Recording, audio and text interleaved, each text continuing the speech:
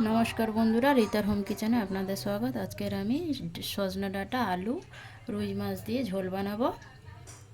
এখানে কড়া গরম হচ্ছে, আমি তেল দিয়ে দেব। তেল আমি এখানে দিয়ে দিয়েছি। এবারে লবণ হলুদ দিয়ে মেখে রাখা মাছগুলো ভেজে নেব। আমি এখানে সাদা তেল দিয়েছি, আপনাদের সাইডে সরষের তেল দিয়ে বানাতে পারেন। আমি এটা সাদা তেল দিয়ে বানাবো। সব মাছগুলো ভাজা হয়ে গেছে, এবার আমি তুলে নেব। ভালো করে মাছটা ভেজে নিয়েছি, নিয়ে তুলে নিয়েছি। ওই কড়াইতে আমি ডাঁটা আর আলু ভালো করে ভেজে নেব একসাথে দিয়ে।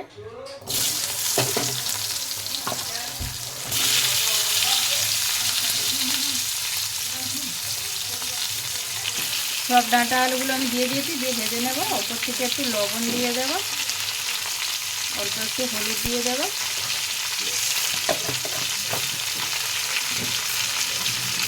সবগুলোকে ভালো করে ভেজে নেব।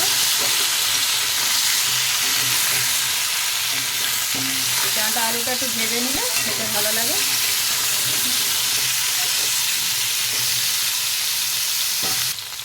ডাঁটা আর আলুটা এখানে ভালো করে ভাজা হয়ে গেছে, এবার আমি তুলে নেব।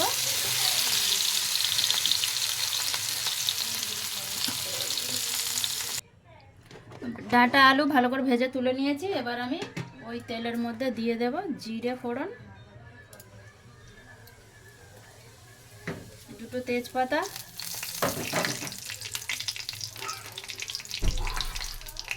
আর দিয়ে দেবো এখানে কুচনো পেঁয়াজ আর কাঁচা লঙ্কা কুচি।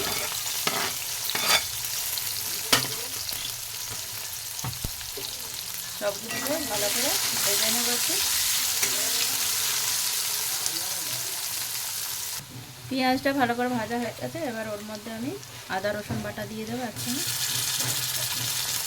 ভালো করে নাড়িয়ে নেব।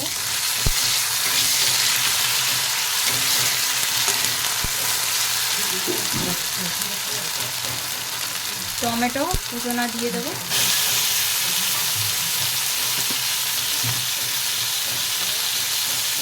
টমেটো দিয়ে দিয়েছি, এবার লবণ দিয়ে দেবো, হলুদ, কাশ্মীরি লঙ্কা গুঁড়ো, ধনে গুঁড়ো আর জিরের গুঁড়ো। সবগুলোকে মিশিয়ে নেব।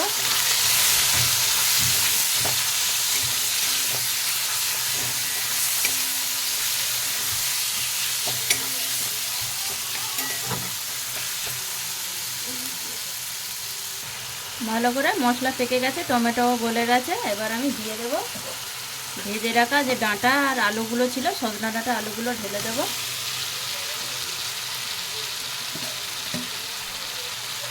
দিয়ে আবারও ভালো করে নেড়ে নেব।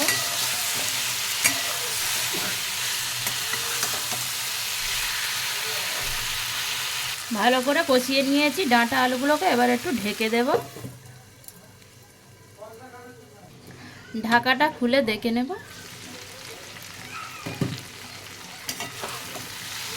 ভালো করে মশলা পেকে গেছে, মশলা থেকে তেল ছেড়ে দিয়েছে। এবার আমি পরিমাণ মতন জল দিয়ে দেবো।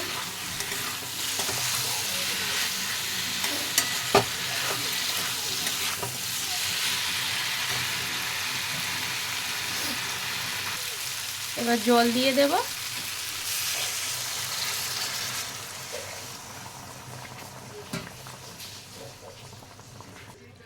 আর একটু জল দিয়ে দেব।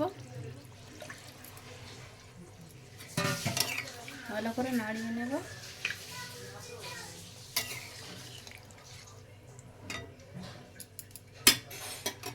5-7 মিনিটের জন্য ঢেকে দেব।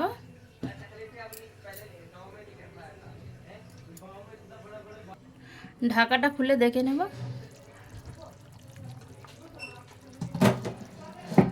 হয়ে এসছে, এখানে ডাঁটা আলু সেদ্ধ হয়ে এসছে। এবার আমি ভেজে রাখা মাছগুলো ঢেলে দেব। ভেজে রাখা মাছগুলো দিয়ে দেব।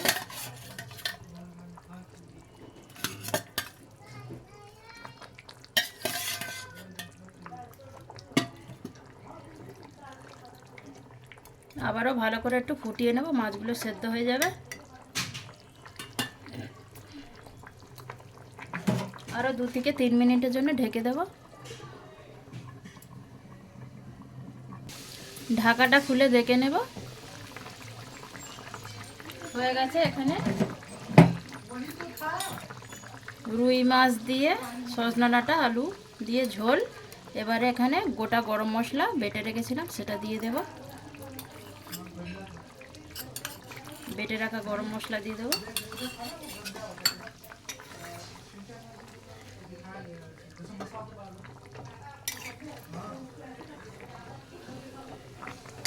তো বন্ধুরা, এখানে আমাদের সবজি রেডি, মাছ আলু ডাঁটা দিয়ে ঝোল। আপনাদের কেরম লাগলো কমেন্ট করবেন, শেয়ার করবেন। ধন্যবাদ। আপনারাও একবার ট্রাই করে খাবেন এই রেসিপিটা।